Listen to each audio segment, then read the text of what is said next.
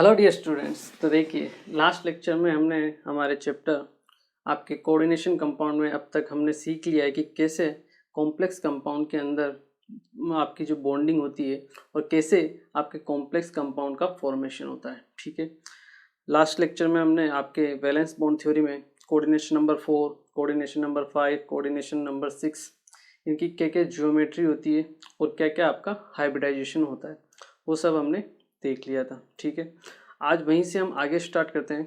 ठीक है ना, और हम पढ़ते हैं आपका नेक्स्ट जो थ्योरी है वो है आपकी क्रिस्टल फील्ड थ्योरी, जो अब तक की आपकी लेटेस्ट थ्योरी है। ठीक है ना, हमने पीबीटी में जो कुछ पॉइंट यूज किए थे, जैसे आपका स्ट्रॉन्ग फील्ड लिगेंड और वीक फील्ड लिगेंड वाला जो पॉइंट था। ठीक है ना, कि क्यों आपके स्ट्रॉन्ग फील्ड लिगेंड में पेयरिंग होती है और वीक फील्ड लिगेंड में पेयरिंग नहीं होती है। ठीक है ना, तो वो सब हमने आपके क्रिस्टल फील्ड थ्योरी से ही वो पॉइंट उठाए थे। ठीक है ना, ताकि हम पीबीटी को और अच्छे से समझ सकें। ठीक है, तो देखते हैं कि क्रिस्टल फील्ड थ्योरी की क्या क्या पॉइंट्स होते हैं और कैसे क्रिस्टल फील्ड थ्योरी जो है वो अब तक की आपकी लेटेस्ट थ्योरी है, किसके लिए? कॉम्प्लेक्स कंपाउंड्स के लिए। ठीक है, देखिए स्टार्ट करते हैं आपकी क्रिस्टल फील्ड थ्योरी।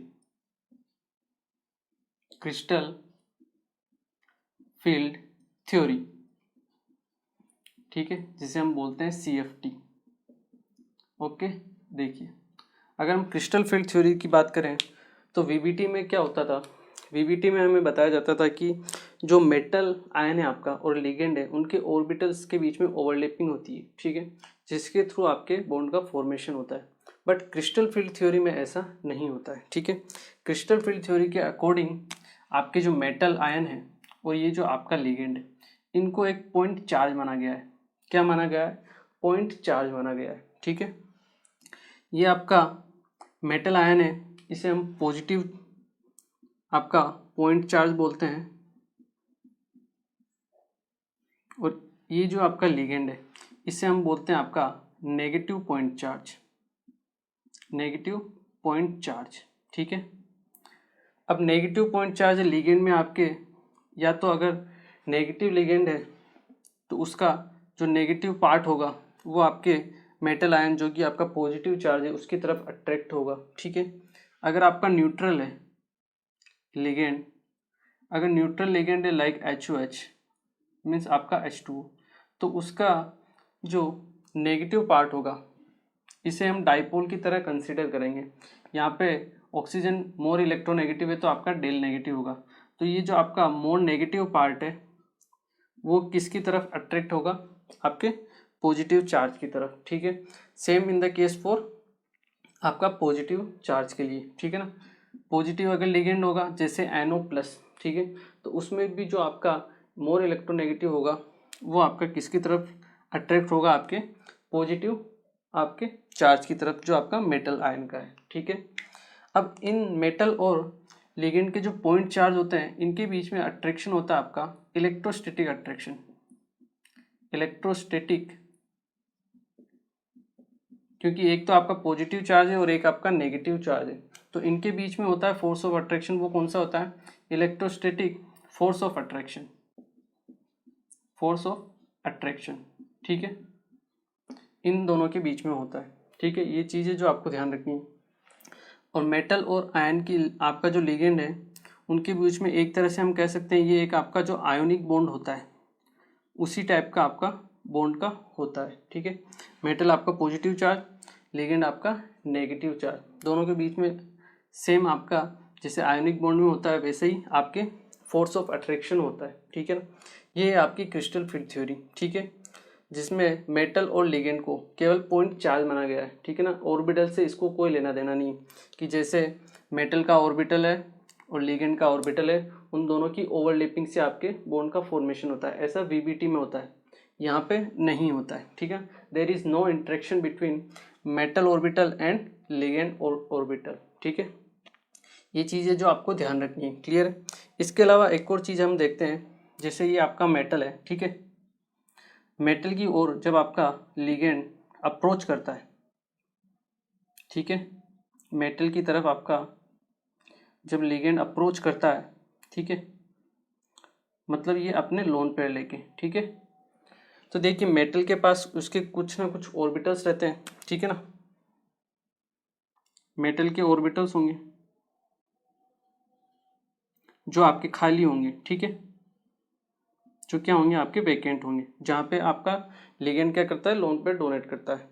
लेकिन मेटल के पास ही इसके खुद के ऑर्बिटल्स भी होंगे जिनमें ऑलरेडी पहले से ही इलेक्ट्रॉन अवेलेबल होगा, लोन पेयर अवेलेबल होगा, भरे भरे हुए जो फिल अप आपके ऑर्बिटल्स हैं वो पहले से अवेलेबल होंगे। तो होता क्या है, ये जो इलेक्ट्रॉन है और ये जो आपके लोन पेयर हैं इलेक्ट्रॉन लिगेंड के, इन दोनों के बीच में होता है रिपल्शन। क्या होता है, रिपल्शन। ये क्रिस्टल फील्ड थ्योरी है, ठीक है ना। इनमें क्या होता है, आपके मेटल के जो इलेक्ट्रॉन है और जो लिगेंड के इलेक्ट्रॉन है उनके बीच में क्या होता है, रिपल्शन होता है, ठीक है।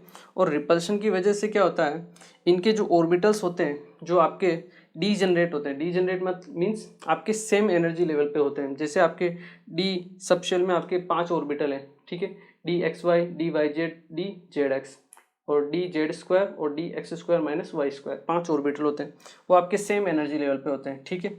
लेकिन इस रिपल्शन की वजह से क्या होता है, इस रिपल्शन की वजह से वो डीजनरेट नहीं रहते हैं, ठीक है, मतलब उन वो अलग अलग एनर्जी लेवल में क्या हो जाते हैं, स्प्लिट हो जाते हैं, ठीक है।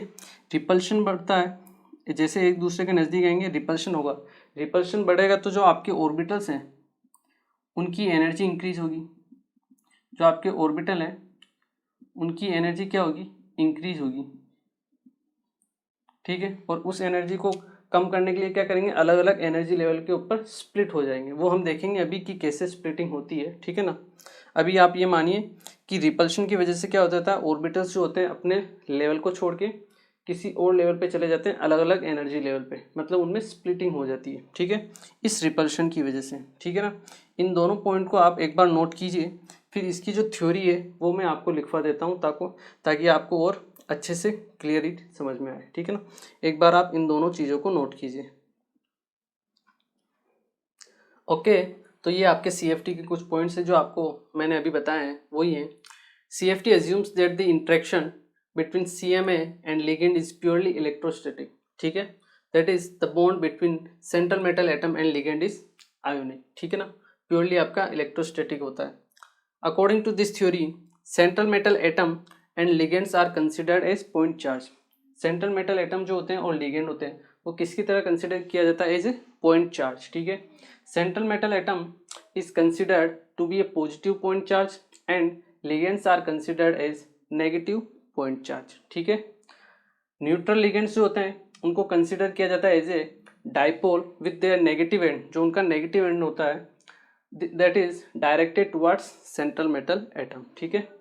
there is no interaction between metal orbitals and ligand orbitals, जो आपके metal orbitals होते हैं और जो ligands orbital होते हैं उनके बीच में कोई भी आपका interaction नहीं होता है, ठीक है ना। ये आपके पॉइंट्स हैं जो आपको नोट करने हैं, ठीक है ना। वीडियो को पॉज कीजिए और नोट कीजिए।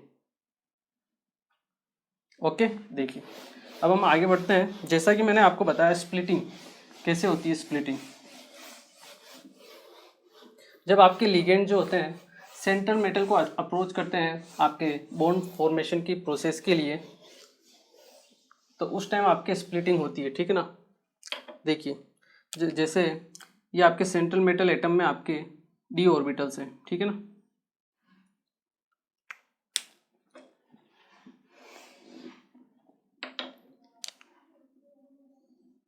ये आपके सेंट्रल मेटल एटम में आपके डी ऑर्बिटल्स हैं, ठीक है। और स्टार्टिंग में तो ये क्या होते हैं, डीजनरेट होते हैं, डीजनरेट ऑर्बिटल्स। डीजनरेट ऑर्बिटल्स का मतलब क्या है, डीजनरेट का मतलब होता है वो ऑर्बिटल जिनकी एनर्जी क्या होती है, सेम होती है, मतलब या आपके वो जो सेम एनर्जी लेवल पे होते हैं उन्हें हम बोलते हैं डीजनरेट ऑर्बिटल्स, ठीक है। तो होता क्या है, जब आपका लिगेंड मेटल आयन की तरफ अप्रोच करता आता है बॉन्डिंग की प्रोसेस के लिए, तो इलेक्ट्रॉन इलेक्ट्रॉन में जो रिपल्शन होता है उसकी वजह से आपका एक इलेक्ट्रोस्टैटिक जो होता है इलेक्ट्रिक फील्ड जनरेट होता है। क्या जनरेट होता है, एक इलेक्ट्रोस्टैटिक फील्ड जनरेट होता है। वो दो टाइप का होता है, या तो वो तो हो सकता है सिमेट्रिक हो या हो सकता है एसिमेट्रिक हो। सिमेट्रिक का मतलब क्या है कि जो चारों तरफ से जो इलेक्ट्रिक फील्ड आ रहा है इन सब ऑर्बिटल पे वो एकदम सेम आ रहा है। क्या आ रहा है, सेम आ रहा है। कहीं से कोई ज़्यादा नहीं आ रहा है, कहीं से कोई कम नहीं आ रहा है, चारों तरफ से आपका इलेक्ट्रिक फील्ड क्या आ रहा है, सेम आ रहा है। ठीक है, एक तो वो कंडीशन होती है, वो जो ये जो कंडीशन होती है ये हाइपोथेटिकल कंडीशन होती है। ठीक है ना, ऐसा नहीं होता है। ठीक है, बट हम पहले ये ऐसा ही मानते हैं कि अगर आपके पास जो डीजेनरेट ऑर्बिटल्स हैं उनके चारों तरफ अगर आपका सिमेट्रिकल इलेक्ट्रिक फील्ड आता है, ठीक है ना, तो होता क्या है, ये जो ऑर्बिटल्स हैं इनकी एनर्जी बढ़ जाती है। क्या हो जाती है, बढ़ जाती है। जैसा मैंने आपको बताया था, रिपल्शन की वजह से एनर्जी क्या हो जाती है, ऑर्बिटल्स की इंक्रीज हो जाती है। लेकिन इंक्रीज होने के बाद भी ये आपके जो ऑर्बिटल्स रहेंगे, ठीक है ना, ये सेम एनर्जी लेवल पे रहेंगे। ठीक है, पहले इस एनर्जी लेवल पे थे, स्फेरिकली सिमेट्रिक आपका इलेक्ट्रिक फील्ड आया, उसकी वजह से इनकी एनर्जी इंक्रीज हो गई, बट स्टील इनकी एनर्जी क्या है, पांचों की सेम है, पांचों ऑर्बिटल के लिए। तो स्टील ये आपके क्या है, डीजनरेट है, स्टील डीजनरेट। ठीक है, इलेक्ट्रिक फील्ड आया बट वो क्या था, आपका सिमेट्रिक था। ऐसा होता नहीं है, ये हम हाइपोथेटिकल मानते हैं। ठीक है ना, अगर स्फेरिकली आपका इन case of spherically symmetric electric field और वी कैन से फील्ड, ठीक है ना, स्फेरिकली सिमेट्रिक फील्ड जो आता है आपके पास, ठीक है, तब भी ये इनकी एनर्जी तो होगी इंक्रीज, बट डीजनरेट रहेंगे फिर भी, क्योंकि आपकी सबकी ऑर्बिटल की एनर्जी क्या है, सेम है। ठीक है, पहले से ज़्यादा हो गई है इंक्रीज, बट फिर भी डीजनरेट है। ठीक है, लेकिन होता नहीं है ऐसा, ये तो आपके सिमेट्रिक के केस में है। ठीक है, लेकिन अगर आपका एसिमेट्रिक फील्ड हो तो क्या होगा, इन केस ऑफ अनसिमेट्रिक फील्ड, ये जो 5 ऑर्बिटल्स होते हैं आपके, ये अलग अलग लेवल पे स्प्लिट हो जाते हैं। ठीक है, ये आपके अलग अलग लेवल पे स्प्लिट हो जाते हैं। हो सकता है ये 1 1 1 पांचों क्या है, अलग अलग एनर्जी लेवल पे स्प्लिट हो जाए, या फिर हो सकता है 2 ऊपर रह जाए, 2 नीचे आ जाए और 1 बीच में रह जाए। ठीक है, अलग अलग एनर्जी लेवल के हिसाब से। या हो सकता है 3 ऊपर हो जाए आपके ऑर्बिटल और 2 ऑर्बिटल आपके नीचे हो जाए, वो हम देखेंगे।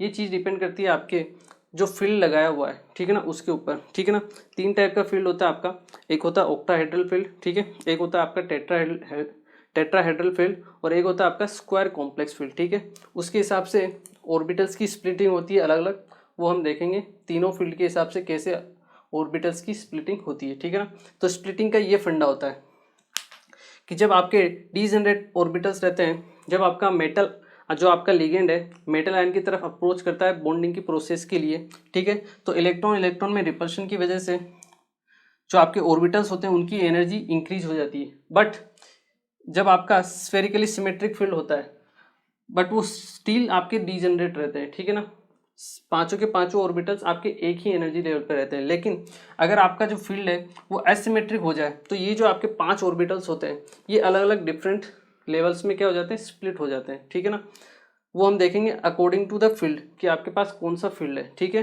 अलग अलग डीजनरेट हो जाते हैं। ठीक है, अलग अलग लेवल पे आपके स्प्लिट हो जाते हैं। ठीक है, ये होती है आपकी क्रिस्टल फील्ड स्प्लिटिंग। ये जो स्प्लिटिंग होती है, ठीक है, इसे हम बोलते हैं crystal field splitting.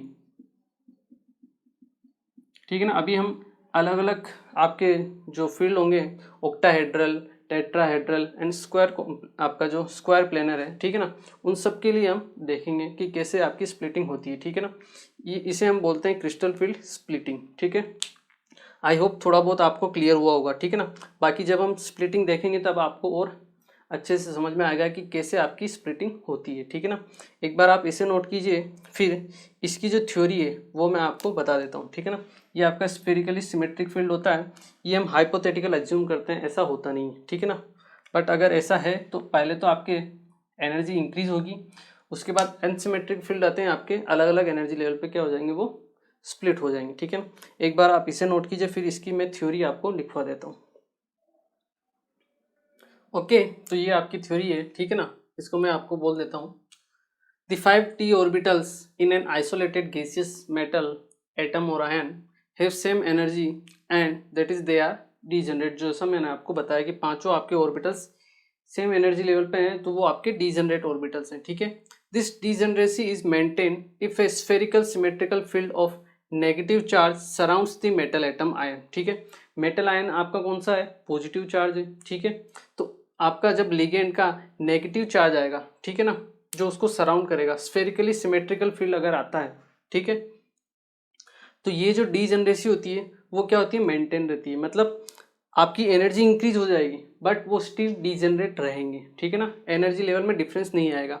Keep in mind that in presence of symmetrical electric field the energy of all the orbitals will be raised equally. Will it will not remain same as it is before, but since all will be at same energy level they are still degenerate। मतलब जो पहले जो energy level पे थे वो बाद में उस एनर्जी लेवल पे नहीं रहेंगे, हायर एनर्जी लेवल पे चले जाएंगे, बट स्टिल उनकी जो ऑर्बिटल की एनर्जी होगी पांचों की वो क्या होगी, आपकी सेम होगी, मतलब वो स्टिल आपके डीजनरेट ही रहेंगे, ठीक है। Next thing, however when this negative field is due to ligands, ये आपका जो नेगेटिव फील्ड्स होगा वो लिगेंड्स की वजह से ही होगा, ठीक है।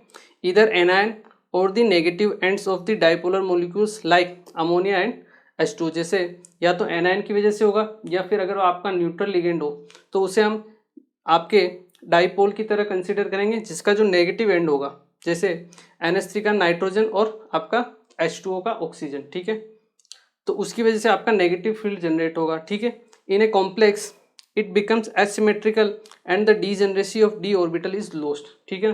तो जब आपका इंटरेक्शन होगा लिगेंड्स का तब क्या हो जाती है, ये डीजनरेसी क्या हो जाती है, लॉस्ट हो जाती है, ठीक है ना, क्योंकि उस टाइम आपके एसिमेट्रिकल फील्ड जनरेट होता है, ठीक है ना। It results in the splitting of the d orbitals, this splitting is known as crystal field splitting, ठीक है। और इस वजह से आपके जो ऑर्बिटल्स होते हैं वो आपके अलग अलग लेवल्स में क्या हो जाते हैं, स्प्लिट हो जाते हैं, ठीक है, जिसे हम क्या बोलते हैं, क्रिस्टल फील्ड स्प्लिटिंग, ठीक है। The pattern of splitting depends on the nature of crystal field, जो आपके फील्ड लगाया गया है, ठीक है, उस हिसाब से आपकी क्रिस्टल्स की जो जो आपकी स्प्लिटिंग होगी वो उसके ऊपर डिपेंड करती है कि आपने कौन सा फील्ड लगाया है, ठीक है।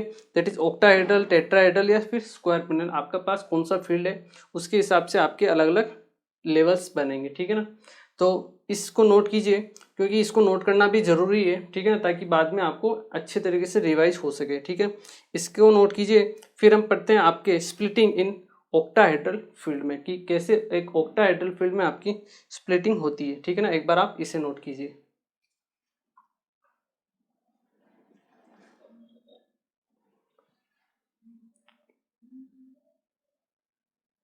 ओके, देखिए अब अगर हम देखें आपके स्प्लिटिंग ऑक्टाहेड्रल फील्ड में,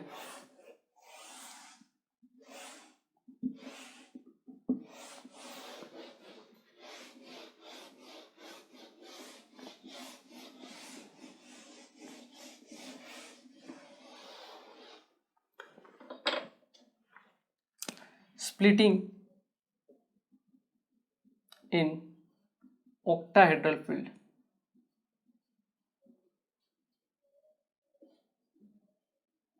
अब हम देखते हैं कि एक्चुअल में आपकी स्प्लिटिंग होती कैसे, ठीक है ना। देखिए ऑक्टाहेड्रल स्ट्रक्चर आपको पता होगा कैसा होता है, ठीक है।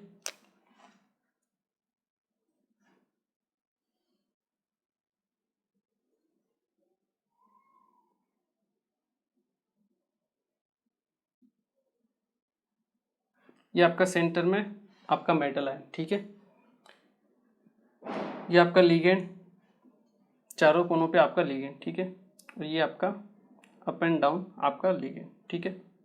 ये होता है आपका ऑक्टाहेड्रल, ठीक है। अगर आप देखोगे तो आपको ऑक्टाहेड्रल शेप दिखेगी जब आप चारों कोनों से इसको मिला दोगे,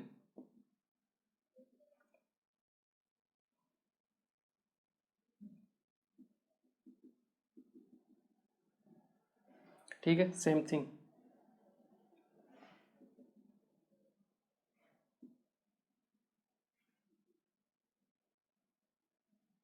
इस टाइप का आपका ऑक्टाहेड्रल का स्ट्रक्चर होगा, ठीक है। देखिए इसी डायग्राम को हम एक तरीके से और बनाते हैं, देखिए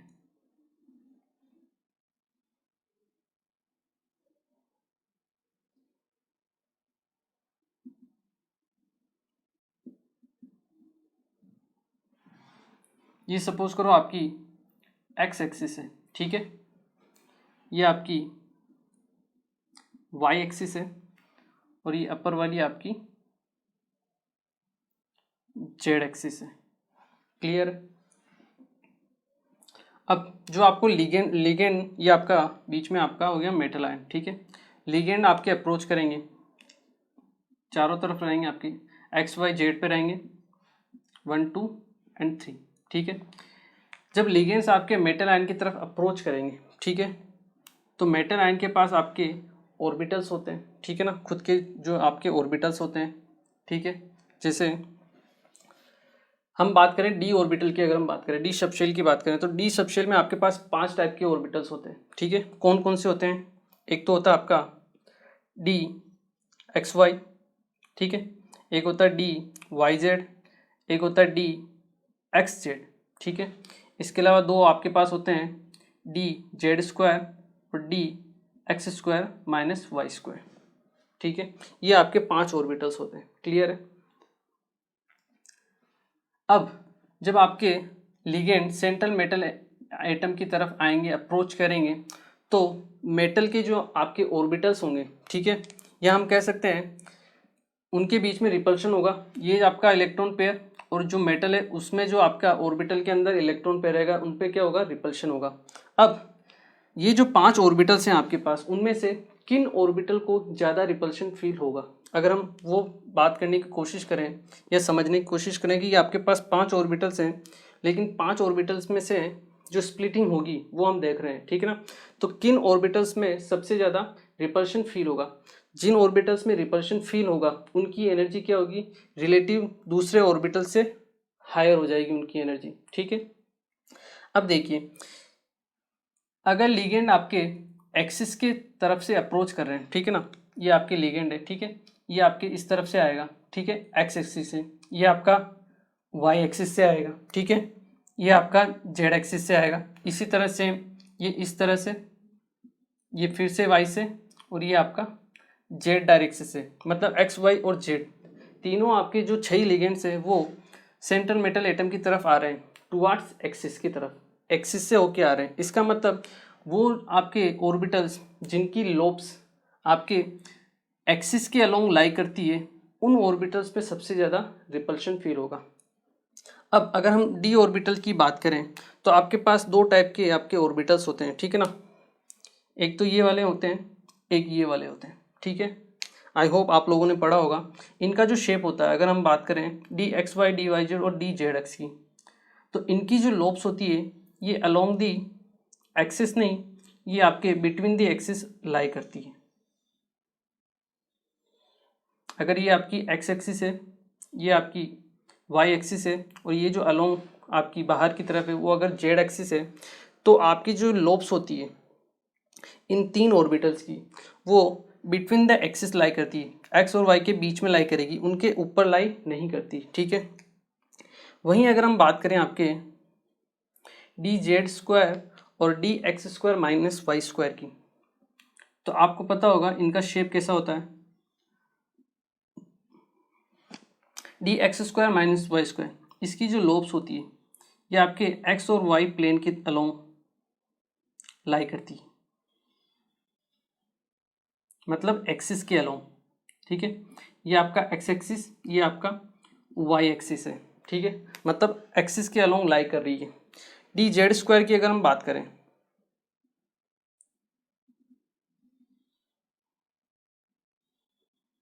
डी जेड स्क्वायर का आपका डायग्राम ऑर्बिटल का ऐसा होता है, ठीक है। ये आपका जेड एक्सिस होता है, ठीक है, और यहाँ पे आपकी जो रिंग फॉर्म होती है, ठीक है ना, किस में फॉर्म होती है? आपके डी जेड स्क्वायर में इस टाइप की आपकी एक रिंग भी फॉर्म होती है, ठीक है, जहाँ पे भी आपके इलेक्ट्रॉन्स मिलने की प्रोबेबिलिटी होती है, ठीक है। और ये होती है आपके एक्स वाई प्लेन में, कहाँ पे? एक्स वाई प्लेन में, ये आपका एक्स वाई प्लेन, ठीक है, और ये आपका जेड एक्सिस है, ठीक है। रफली अगर हम आइडिया देखें तो अराउंड 2/3 जो इलेक्ट्रॉन डेंसिटी होती है वो आपके जेड एक्सिस पे होती है, और अराउंड 1/3 जो इलेक्ट्रॉन डेंसिटी होती है वो आपके एक्स वाई प्लेन में, मतलब ये जो रिंग है यहाँ पे होती है। अराउंड 1/3 इलेक्ट्रॉन डेंसिटी, ठीक है ना। और यहाँ पे होती है आपके अराउंड 2/3 इलेक्ट्रॉन डेंसिटी, ठीक है ना। ये चीज़ आपको ध्यान रखनी है, क्लियर है। यहाँ पे 1/3 होती है, जनरल इंफॉर्मेशन है ये, ठीक है ना। तो अब देखिए, अब मेटल के वो लोब्स जो अलोंग दी एक्सिस लाई करते हैं उनके ऊपर सबसे ज़्यादा रिपल्शन होगा, ना कि जो आपके बीच में, मतलब इनके जो रास्ते में आएंगे, ठीक है। ये आपके लिगेंड है, एक्स वाई और जेड डायरेक्शन से आ रहे हैं, जो इलेक्ट्रॉन आपके इनके रास्ते में आएंगे उनमें क्या होगा, सबसे ज़्यादा रिपल्शन होगा, ठीक है। यहाँ पे आप देखोगे तो डी जेड स्क्वायर और D x square minus Y square, इनकी जो लोब्स है वो अलोंग एक्सिस पे लाई कर रही है, ठीक है। इसका मतलब सबसे ज़्यादा रिपल्शन जो फील होगा वो आपके ये दो ऑर्बिटल्स को होगा, ठीक है। और उसके बाद इनको कम होगा, ठीक है, इनको नहीं होगा। मैक्सिमम हम कम बात कर रहे हैं रिपल्शन किस में होगा, डी जेड स्क्वायर और D x square minus Y square में। ये आपकी जो मेटल्स है उनकी लोब्स होगी, ठीक है, आपके अलोंग दी एक्सिस। अगर हम देखें, बात करें तो एक्सिस के अलोंग होगी, तो चारों तरफ से आपके लिगेंड्स अप्रोच करेंगे, तो ये जो आपके ऑर्बिटल्स होंगे उनकी एनर्जी क्या हो जाएगी, इंक्रीज हो जाएगी, ठीक है ना। रिपल्शन की वजह से इंक्रीज एनर्जी जो होती है आपके सिस्टम की, वो क्या हो जाती है, इंक्रीज हो जाती है, ठीक है। वैसे अगर आपके जेड एक्सिस से करेंगे तो आपके डी एक्स स्क्वायर, ये आपका डी जेड स्क्वायर, ठीक है ना, यहाँ पे भी आपका सेम रिपल्शन फील होगा, ठीक है ना। अगर हम इसकी जेड एक्सिस की तरफ से बात करेंगे तो भी आपको रिपल्शन फील होगा। मतलब अलोंग द एक्सिस जो आपके जाएंगे ऑर्बिटल्स जो बीच में आएंगे उनकी एनर्जी क्या हो जाएगी, इंक्रीज हो जाएगी। लेकिन जो आपके अलोंग द एक्सिस नहीं है उनकी एनर्जी डिक्रीज हो जाएगी। मतलब जब आपका इलेक्ट्रिक फील्ड लगेगा इसके ऊपर, ठीक है, एसिमेट्रिक इलेक्ट्रिक फील्ड लगेगा, सिमेट्रिक में क्या होगा, जो ऑर्बिटल्स हैं उनकी एनर्जी इंक्रीज हो जाएगी, बट वो डीजनरेट ही रहेंगे। उनकी एनर्जी जो होगी, आपके ऑर्बिटल्स होंगे वो स्प्लिटिंग नहीं होगी उस केस में, जब आपका सिमेट्रिक फील्ड होता है। लेकिन जब एसिमेट्रिक फील्ड होता है तो वो जो आपके ऑर्बिटल्स होंगे जो डीजनरेट रहेंगे वो अलग अलग लेवल्स में स्प्लिट हो जाएंगे। ये जो दो आपके ऑर्बिटल्स हैं जिनमें सबसे ज़्यादा रिपल्शन हो रहा है, इनकी एनर्जी सिस्टम से अबोव हो जाएगी, ठीक है, मतलब ज़्यादा हो जाएगी। और ये जो बाकी के 3 ऑर्बिटल्स हैं उनकी एनर्जी आपके बिलो द सिस्टम हो जाएगी, ठीक है। जो आपकी पहले एनर्जी थी उससे कम हो जाएगी, क्योंकि टोटल जो एनर्जी है वो आपकी कंजर्व रहनी चाहिए, ठीक है। तो अगर आपके ऊपर जो 2 ऑर्बिटल्स हैं उनकी एनर्जी बढ़ी है तो उसको मिनिमाइज करने के लिए, उसको बैलेंस करने के लिए आपके बचे हुए 3 ऑर्बिटल्स की एनर्जी क्या होगी, डिक्रीज होगी, ठीक है। वो हम अभी स्प्लिटिंग के केस में देखेंगे भी सही कि कैसे होती है स्प्लिटिंग, ठीक है ना।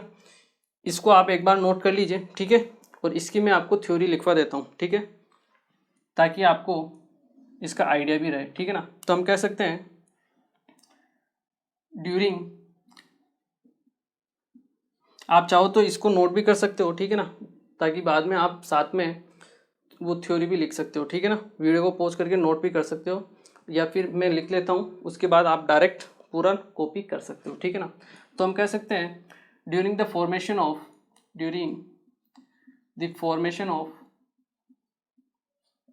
octahedral complex,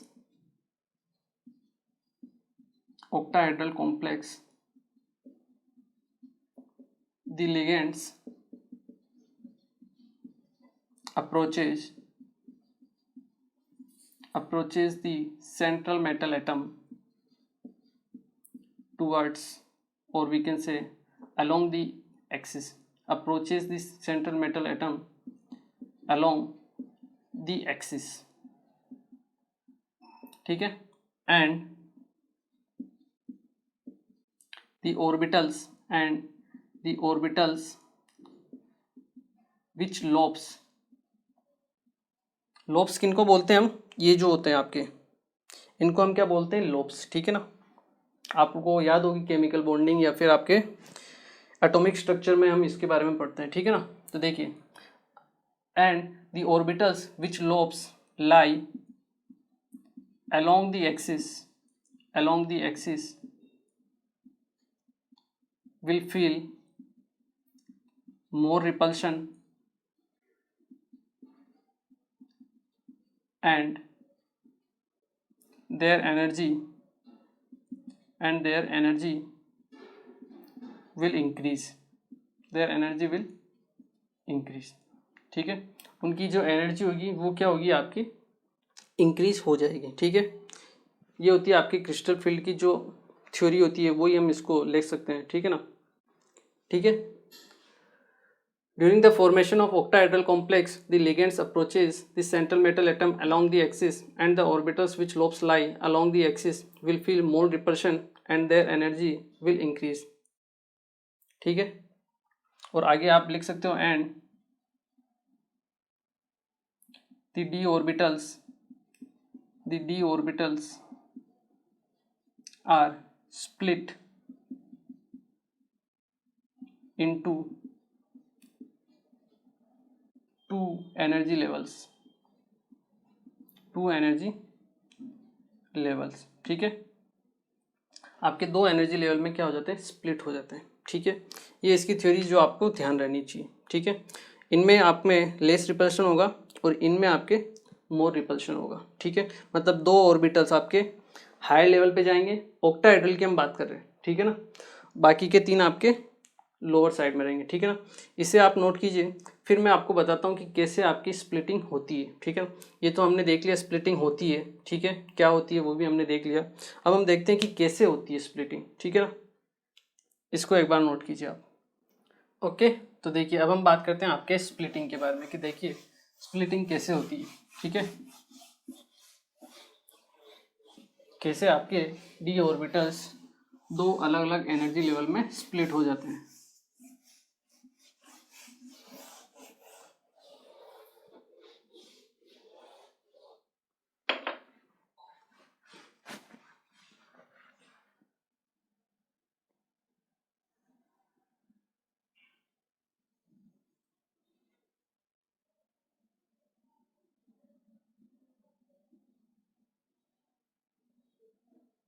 ये आपके डी ऑर्बिटल्स हैं, जो आपके 5D ऑर्बिटल्स हैं। ठीक है ना, ये क्या है, आपके डी जनरेट ऑर्बिटल्स हैं। कौन कौन से डी ऑर्बिटल्स हैं, ये आपके D x Y, D Y Z, D Z X, D Z square और D x square minus Y square. ठीक है, ये क्या है, आपके degenerate orbitals at same energy level. ठीक है, ये आपके सेम एनर्जी लेवल पे हैं, मतलब आपके डीजनरेट ऑर्बिटल्स हैं। ठीक है, स्टार्टिंग में क्या होगा, जब आपके लिगेंड्स अप्रोच करेंगे मेटल आयन की तरफ। ठीक है, तो स्टार्टिंग में आपका हम हाइपोथेटिकल सिमेट्रिकल फील्ड मानते हैं। ठीक है, उसकी वजह से क्या होगी, ये जो आपके ऑर्बिटल्स हैं ये किसी हायर एनर्जी लेवल पे पहुंच जाएंगे।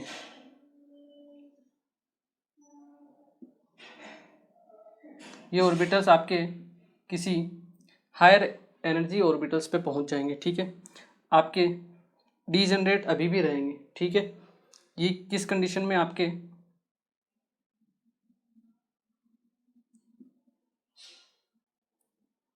when the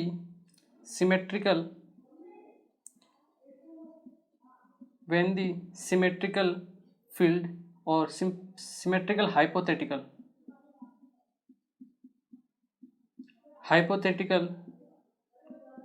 field is applied, या फिर आप फील्ड लिख लीजिए। ठीक है ना, जब आपके सिमेट्रिकल हाइपोथेटिकल फील्ड होता है, ठीक है ना, तब इनकी एनर्जी क्या हो जाती है, इंक्रीज हो जाती है। ठीक है, अब ये जो एनर्जी लेवल होता है, ठीक है, इस एनर्जी लेवल को हम बोलते हैं आपका बेरी सेंटर। क्या बोलते हैं, बेरी सेंटर। इसे हम बोलते हैं बेरी सेंटर, या फिर इसको आप मीन एनर्जी लेवल भी बोल सकते हो, मीन एनर्जी लेवल। ठीक है, क्लियर है। तो अब होगा क्या, ये जो आपके 5 ऑर्बिटल्स का सेट है ये आपके 2 पार्ट में स्प्लिट हो जाएगा। ये आपके 2 पार्ट में स्प्लिट हो जाएगा। ठीक है, 2 आपके जो ऑर्बिटल्स होंगे जो अलोंग द एक्सिस लाई करेंगे, कौन कौन से होते हैं वो आपके डी जेड स्क्वायर और D x square minus Y square. ठीक है, लिगेंड्स उनकी तरफ अप्रोच करेगा और रिपल्शन के होने की वजह से इनकी ऑर्बिटल्स की एनर्जी क्या होगी, इंक्रीज हो जाएगी। ठीक है, और इस एनर्जी को मिनिमाइज करने के लिए, क्योंकि आपकी एनर्जी जो होगी कंजर्व रहेगी। ठीक है ना, अगर ऑर्बिटल्स ऊपर पहुंचे हैं 2 ऑर्बिटल्स, तो आपके बचे हुए ऑर्बिटल्स उस एनर्जी को मिनिमाइज करने के लिए आपके मीन एनर्जी लेवल से नीचे की तरफ आएंगे, ठीक है। ये होंगे आपके D x Y, D Y z और डी एक्स जेड, ठीक है। तो इस टाइप से आपके ये दो पार्ट में स्प्लिट हो जाते हैं। ये जो सेट होता है आपके 3 ऑर्बिटल्स का सेट, इसे हम बोलते हैं T2G। आपको पता होगा आई थिंक, इसे हम क्या बोलते हैं, T2G, ठीक है। ये होता है ट्रिपली डीजेनरेट ऑर्बिटल्स, ठीक है। 3 ऑर्बिटल्स हैं इसलिए ट्रिपली डीजेनरेट, ठीक है। और इस सेट को हम बोलते हैं EG, क्या बोलते हैं, EG, that is equally degenerate, ठीक है। तो इस टाइप से आपकी स्प्लिटिंग होती है, ठीक है। अब ये जो आपकी एनर्जी है, ऊपर के जो EG वाले ऑर्बिटल्स हैं और ये जो आपके T2G वाले ऑर्बिटल्स हैं, ठीक है, उनके बीच में एनर्जी डिफरेंस हो गया, ठीक है। ये आपकी मीन एनर्जी लेवल है और इन दोनों के एनर्जी लेवल के बीच में जो डिफरेंस होता है, ठीक है, उसे हम डिनोट करते हैं डेल्टा नोट से, या फिर आप इसे डेल्टा O बोलोगे, that is octahedral field. O stands for octahedral field, ठीक है। या फिर इसे आप 10dQ भी बोलते हैं, ठीक है ना। ये आपके एनर्जी का मेजरमेंट हम इस टाइप से करते हैं, ठीक है। अब मेन चीज़ क्या है कि ये जो आपके EG ऑर्बिटल्स हैं और ये जो आपके T2G ऑर्बिटल्स हैं, ये आपके मीन एनर्जी लेवल से कितना ऊपर है और कितना नीचे है, ठीक है। तो ये जो आपके EG वाले ऑर्बिटल्स होते हैं, ये आपके मीन एनर्जी लेवल से आपके 3/5 डेल्टा नोट, ठीक है ना, 3/5 डेल्टा नोट ऊपर की तरफ रहते हैं, ठीक है। या फिर इसे हम बोल सकते हैं आपका 0.6 डेल्टा नोट, ठीक है। क्लियर है। ये जो आपके T2G वाले ऑर्बिटल्स हैं, ठीक है, ये आपके 2/5 डेल्टा नोट आपके नीचे की तरफ रहेंगे, ठीक है। अगर नीचे की तरफ रहेंगे आपके मेन एनर्जी लेवल से, तो इसको हम नेगेटिव साइन से भी दिखा सकते हैं, ठीक है ना, -2/5 डेल्टा नोट, ठीक है। अपर साइड में तो +3/5 डेल्टा नोट और बिलो आपके मीन एनर्जी लेवल से है तो -2/5 डेल्टा नोट, ठीक है। ये होता है आपका 0.4 डेल्टा नोट, ठीक है। डेल्टा नोट क्या है, आपकी एनर्जी डिफरेंस है इन दोनों एनर्जी लेवल्स का, ठीक है। O स्टैंड्स फॉर ऑक्टाहेड्रल, ठीक है। इन दोनों एनर्जी लेवल के बीच का जो गैप है, ये हम मेजर भी कर सकते हैं, ठीक है ना। आगे हम मेजर भी करेंगे। ये जो होता है एनर्जी डिफरेंस, ये अलग अलग कॉम्प्लेक्स के लिए अलग अलग होता है, ठीक है ना। ऐसा नहीं कि सबके लिए सेम होता है, ठीक है ना। ये डिपेंड करता है आपके नेचर ऑफ लिगेंड्स के ऊपर, ठीक है ना। ये जो स्प्लिटिंग होती है, ठीक है, इसको हम स्प्लिटिंग एनर्जी भी बोलते हैं, ठीक है ना। ये जो एनर्जी गैप होता है, ठीक है, इसमें जो आपकी एनर्जी रहती है उसे हम बोलते हैं क्रिस्टल फील्ड स्प्लिटिंग एनर्जी, ठीक है। या फिर आप इसे बोलिए क्रिस्टल फील्ड स्टेबलाइजेशन एनर्जी, ठीक है। तो जितनी ज़्यादा एनर्जी आपकी, ये जो गैप है जितना ज़्यादा होगा, आपका जो फील्ड है, ठीक है ना, जो ऑर्बिटल्स है वो उतने ही ज़्यादा आपके स्टेबलाइज होंगे, या फिर जो आपका कॉम्प्लेक्स है वो उतना ही ज़्यादा स्टेबल रहेगा, ठीक है। उसके बारे में भी हम बात करेंगे। आपको अभी ये ध्यान रखना है कि ये जो आपका एनर्जी गैप है, ठीक है, ये आपके लिगेंड के नेचर के ऊपर डिपेंड करता है, ठीक है। ये होता है आपका स्प्लिटिंग एनर्जी गैप, ठीक है, डिपेंड करेगा आपके नेचर ऑफ लिगेंड्स के ऊपर, ठीक है ना। तो आप यहाँ पॉइंट बना के लिख भी सकते हो कि the nature of split energy, the nature of splitting energy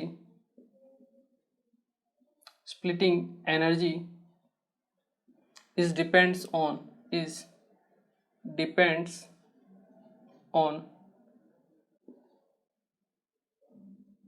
the nature of ligand, ठीक है। जिन लिगेंड्स के लिए आपके ये जो एनर्जी ज़्यादा होगी, ठीक है ना, उसे हम क्या बोलेंगे, स्ट्रॉन्ग फील्ड लिगेंड। जैसा हमने VBT में पढ़ा था, 2 टाइप के लिगेंड होते हैं, वहाँ हमने क्लासिफिकेशन कर दिया था, ठीक है। एक्चुअल रीजन यहाँ से आता है। 2 टाइप के आपके लिगेंड्स होते हैं, स्ट्रॉन्ग फील्ड लिगेंड और वीक फील्ड लिगेंड, ठीक है। स्ट्रॉन्ग फील्ड लिगेंड कौन से होते हैं, स्ट्रॉन्ग फील्ड लिगेंड, ठीक है। स्ट्रॉन्ग फील्ड लिगेंड वो होते हैं जहाँ पे आपकी स्प्लिटिंग एनर्जी जो होती है ज़्यादा होती है, ये जो एनर्जी गैप होता है ये ज़्यादा होता है। In case of strong field ligand the splitting energy is more, the splitting energy, जो splitting आपका गैप है is more, ठीक है। बट अगर आपका वीक फील्ड लिगेंड है, ठीक है, the splitting energy is less, splitting energy is lesser. ठीक है, यहीं से आपके लिगेंड्स को क्लासिफाई किया गया है। ठीक है ना, जो स्ट्रॉन्ग फील्ड लिगेंड है और वीक फील्ड लिगेंड को क्लासिफाई कैसे किया गया, जो हमने जो चार्ट बनाया था स्ट्रॉन्ग फील्ड लिगेंड और वीक फील्ड लिगेंड का, ये जो आपका प्रोसेस है ये आपके अलग अलग जो भी आपके लिगेंड्स हैं उनके लिए एक्सपेरिमेंट किया गया। ठीक है, और जिन लिगेंड्स के लिए ये जो एनर्जी गैप है ये ज़्यादा आया उनको रखा गया आपके स्ट्रॉन्ग फील्ड लिगेंड की कैटेगरी में। ठीक है, और जिन लिगेंड्स के बीच में ये जो एनर्जी गैप कम आता है, ठीक है, उसे हम बोलते हैं आपके वीक फील्ड लिगेंड है। ठीक है, तो यहाँ से आपका क्लासिफिकेशन होता है क्रिस्टल फील्ड थ्योरी से स्ट्रॉन्ग फील्ड लिगेंड और वीक फील्ड लिगेंड का, जो हमने वीबीटी में यूज़ किया था। ठीक है, यहाँ से हम उसका सही से एक्सप्लेनेशन देते हैं। ठीक है ना, एक्सपेरिमेंट के थ्रू आपके जिन ऑर्बिटल्स की आपकी जो आपके लिगेंड्स होंगे जिनमें स्प्लिटिंग एनर्जी गैप ज़्यादा होगा वो आपके स्ट्रॉन्ग फील्ड लिगेंड होंगे, और जहाँ पे आपका एनर्जी डिफरेंस कम होगा वो आपके किस कैटेगरी में आएंगे, आपके वीक फील्ड लिगेंड की कैटेगरी में आएंगे। ठीक है, आई होप ये आप लोगों को क्लियर हुआ होगा। ठीक है, इसे एक बार आप नोट कीजिए, फिर इसके ऊपर हम कुछ और बातें भी करते हैं। ठीक है ना, इसे एक बार नोट कीजिए। ओके, तो आई होप ये आप लोगों ने नोट कर लिया होगा। ठीक है ना, देखिए तो ये आपके दो टाइप के आपके ये भी आई थिंक आप लोगों ने नोट कर लिया होगा। ठीक है, देखिए तो यहाँ पे आपके दो टाइप के फील्ड हो गए। ठीक है, एक हो गया आपका स्ट्रॉन्ग फील्ड लिगेंड और एक हो गया आपका वीक फील्ड लिगेंड। ठीक है, अब ये जो एनर्जी गैप है, ठीक है, स्ट्रॉन्ग फील्ड के केस में क्या होगा, ज़्यादा होगा, वीक फील्ड के केस में क्या होगा, ज़्यादा होगा। ठीक है, अब हम देखते हैं इनमें इलेक्ट्रॉन की फीलिंग कैसे की जाती है। ठीक है ना, तो हम दो केस लेते हैं, एक तो हम इलेक्ट्रॉन की फीलिंग करते हैं आपके स्ट्रॉन्ग फील्ड के लिए और एक केस हम लेते हैं आपके वीक फील्ड लिगेंड के लिए। ठीक है ना, इधर मैं आपका वीक फील्ड लिगेंड ले लेता हूँ। ठीक है,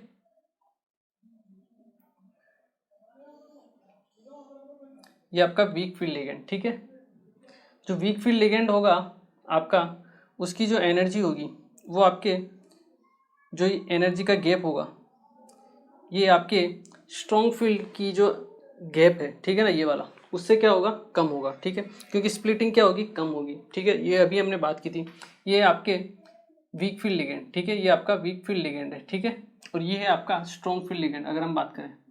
ठीक है, स्ट्रॉन्ग फील्ड के केस में आपकी स्प्लिटिंग ज़्यादा होगी। ठीक है, ठीक है, वीक फील्ड के केस में आपकी स्प्लिटिंग क्या होगी, कम होगी। ठीक है, अब अगर हमें इलेक्ट्रॉन की फिलिंग करनी है, हम 4 इलेक्ट्रॉन 4 इलेक्ट्रॉन के लिए हम देखते हैं। ठीक है ना, देखिए फर्स्ट इलेक्ट्रॉन हम भरते हैं, फर्स्ट इलेक्ट्रॉन यहाँ गया, इसमें भी आपके यहाँ गया। ठीक है, सेम टू सेम है। सेकंड सेम, सेकंड यहाँ पे भी सेम, थर्ड इलेक्ट्रॉन यहाँ पे भी सेम और यहाँ पे भी थर्ड इलेक्ट्रॉन सेम है। ठीक है, ये चीज़ मैंने आपको वीबीटी में भी बताई थी कि D1, D2 और D3, ठीक है ना, इनमें आपका हाइब्रिडाइजेशन जो होता है वो होता है D2sp3, चाहे वो वीक फील्ड लिगेंड हो या फिर स्ट्रॉन्ग फील्ड लिगेंड हो, आप रिकॉल कर सकते हो। ठीक है ना, जब आपके D1, D2 और D3 होते हैं तब आपके हाइब्रिडाइजेशन D2sp3 ही होता है, क्योंकि आपके जो एनर्जी जो इलेक्ट्रॉन्स हैं वो आपके सेम ऑर्बिटल्स में फिलअप हो रहे हैं। ठीक है, इसलिए आपका जो हाइब्रिडाइजेशन रहेगा वो सेम रहेगा, दैट इज D2sp3। ठीक है, वो यहाँ से आपके क्लियर होती है। ठीक है, अब चेंज होते हैं आपके फोर्थ से 4, 5, 6। ठीक है, देखिए जैसे 4 इलेक्ट्रॉन आएगा, अब हो सकता है वो 4 इलेक्ट्रॉन आपका, अगर हम बात करें, यहाँ पे आ सकता है, पेयर हो सकता है, या फिर यहाँ पे आ सकता है, वहाँ पर भी आपके स्ट्रॉन्ग फील्ड के केस में भी ये यहाँ पे आ सकता है या फिर ये यहाँ पे जा सकता है, डिपेंड करता है। अब ये डिपेंड किस पे करता है, ये जो एनर्जी गैप है, ठीक है, इसके ऊपर। ये है आपका डेल्टा नोट, किस केस में, आपके वीक फील्ड लिगेंड के केस में, वो था आपका डेल्टा नोट आपके स्ट्रॉन्ग फील्ड लिगेंड में। ठीक है, यहाँ पे अगर इलेक्ट्रॉन आता है तो यहाँ पे एक पेयर फॉर्म होता है। ठीक है, जब आपके पेयर फॉर्म होता है तो यहाँ पे एक एनर्जी यूज में आती है, एक और नया term, that is pairing energy. क्या होती है, पेयरिंग एनर्जी। जब आपको इलेक्ट्रॉन को पेयर करने के लिए दी जाती है, आई थिंक आप लोगों को पता होगा, नहीं पता है कोई दिक्कत नहीं है। पेयरिंग एनर्जी क्या होती है, वो एनर्जी जो आपके दो इलेक्ट्रॉन्स को, मतलब एक ऑर्बिटल्स में आपके 2 इलेक्ट्रॉन होते हैं, उनको पेयर रखने के लिए, पेयर अप करने के लिए जो एनर्जी की रिक्वायरमेंट होती है उसे हम बोलते हैं आपके पेयरिंग एनर्जी। तो हम लिख सकते हैं एनर्जी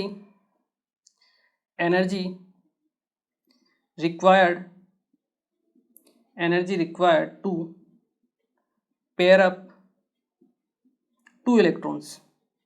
ठीक है, ठीक है। अब मान लो ये जो पेयरिंग एनर्जी है डिपेंड करता है, ठीक है, कितनी है, और ये जो आपका एनर्जी गैप है वो कितना है। अगर मान लो आपके ये जो डेल्टा नोट है, if delta naught is greater than P, P है आपकी पेयरिंग एनर्जी, इसे हम कैसे डिनोट करेंगे, आपका पी से डिनोट करेंगे। ठीक है, अगर डेल्टा नोट की वैल्यू पी से ज़्यादा है, ठीक है, मतलब ये जो एनर्जी गैप है ज़्यादा है, ठीक है, पेयरिंग एनर्जी से, ठीक है, तो आपका ये जो इलेक्ट्रॉन है नेक्स्ट वाला, फोर्थ वाला, वो यहाँ पे नहीं जाएगा, वो कहाँ जाएगा, आपके ऊपर की तरफ। ठीक है,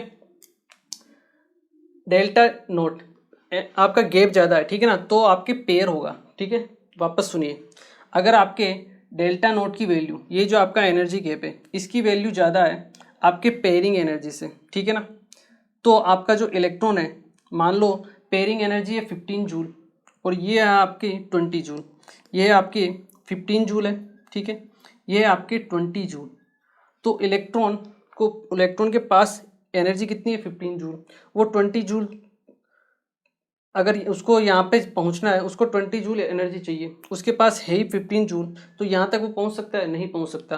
तो उस केस में क्या होगा, वो पेयरअप होगा, क्या होगा, पेयरअप होगा।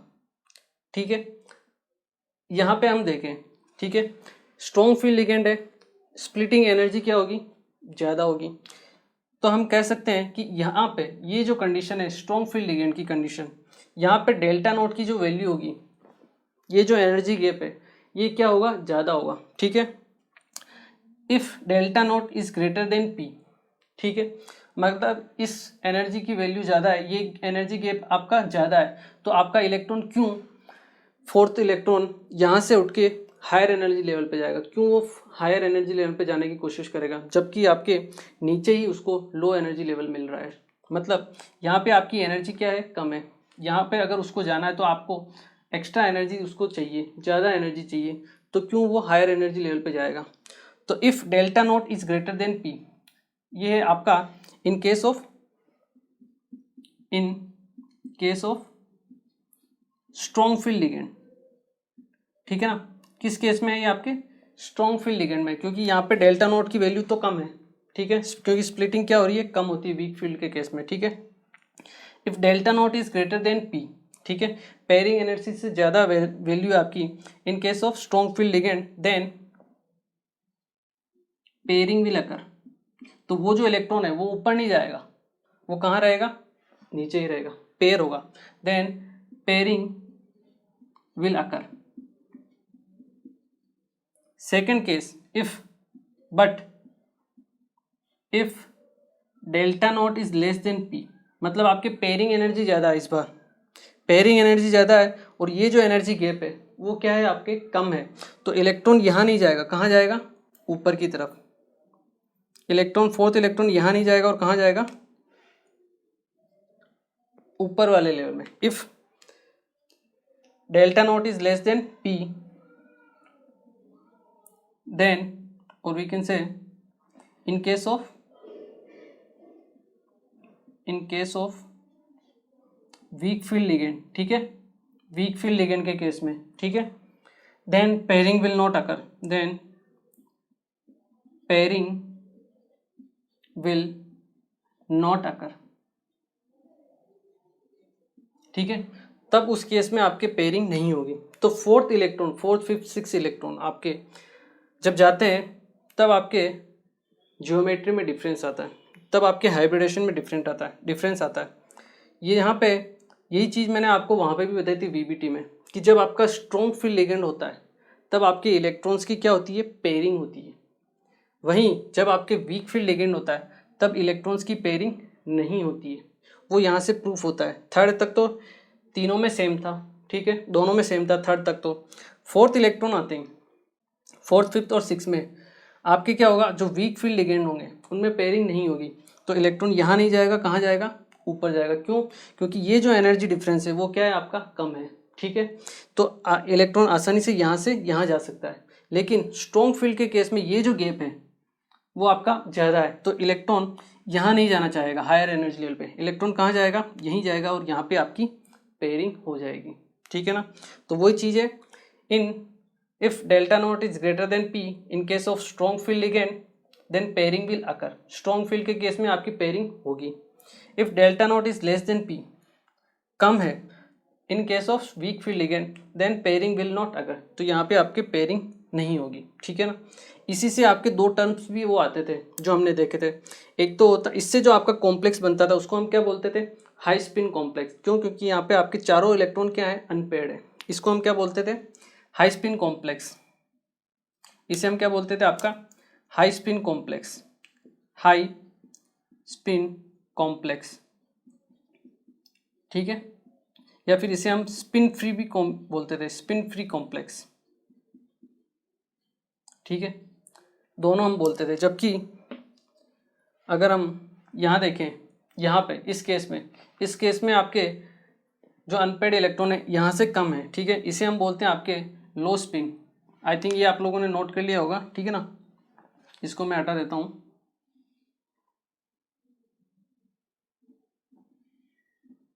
ये आपका क्या रहेगा? लो स्पिन कॉम्प्लेक्स, ठीक है। इसे हम क्या बोलेंगे? आपका लो स्पिन कॉम्प्लेक्स, लो स्पिन कॉम्प्लेक्स। या फिर इसे हम क्या बोलते थे? ये आपका स्पिन फ्री था, ये आपका स्पिन पेयर्ड है, स्पिन पेयर्ड कॉम्प्लेक्स, ठीक है। जो टर्म हमने वीबीटी में यूज़ की थी वो धीरे धीरे करके एक एक करके यहाँ पे हम एक्सप्लेन कर रहे हैं उसको, कि कैसे आपका वीक फील्ड लिगेंड होता है, कैसे स्ट्रॉन्ग फील्ड लिगेंड होता है, कैसे स्ट्रॉन्ग फील्ड के केस में पेयरिंग होती है। क्यों? क्योंकि एनर्जी गैप ज़्यादा होता है, इलेक्ट्रॉन ऊपर नहीं जाके आपके नीचे ही रहता है। कैसे वीक फील्ड लिगेंड में आपके पेयरिंग नहीं होती है, इलेक्ट्रॉन गैप ज़्यादा होता है, पेयरिंग नहीं होती है। ओके, तो देखिए यही होती है आपकी स्ट्रॉन्ग फील्ड लिगेंड और वीक फील्ड लिगेंड की जो हमने बात की, ठीक है। यहाँ हम कह सकते हैं D1, D2 और D3 वहाँ पे आपके कोई स्पिन की बात नहीं होती। क्यों? क्योंकि आपके जो सेम हाइब्रिडाइजेशन होता है वहाँ पे, ठीक है ना, कोई डिफरेंस नहीं होता है ऑर्बिटल्स में। तो हम लिख सकते हैं इन case of D1, D2 and D3 there is, or we can say, low spin and high spin, low spin and high spin is not applicable, ठीक है, नॉट एप्लीकेबल। ये आपको ध्यान रखना है, ठीक है। क्लियर है?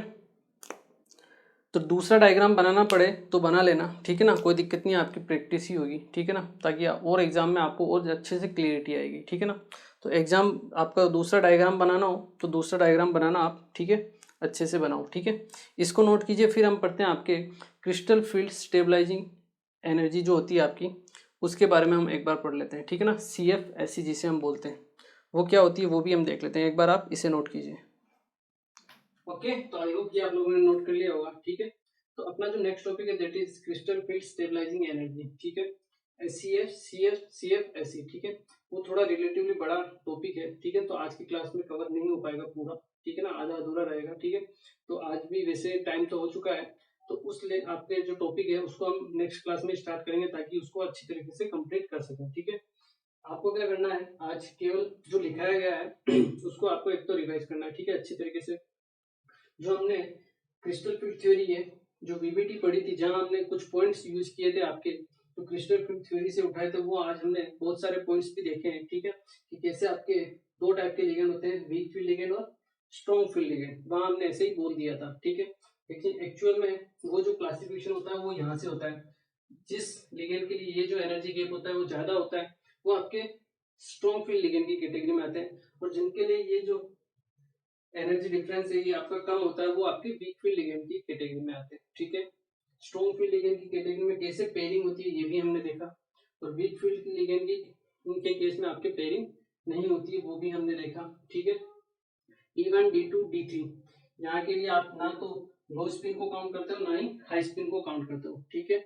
और यहाँ पे आपके दोनों में आपके जो इलेक्ट्रॉनिक कॉन्फ़िगरेशन होता है वो सेम होता है, ऑर्बिटल्स में आपके सेम नंबर ऑफ इलेक्ट्रॉन्स रहते हैं, ठीक है।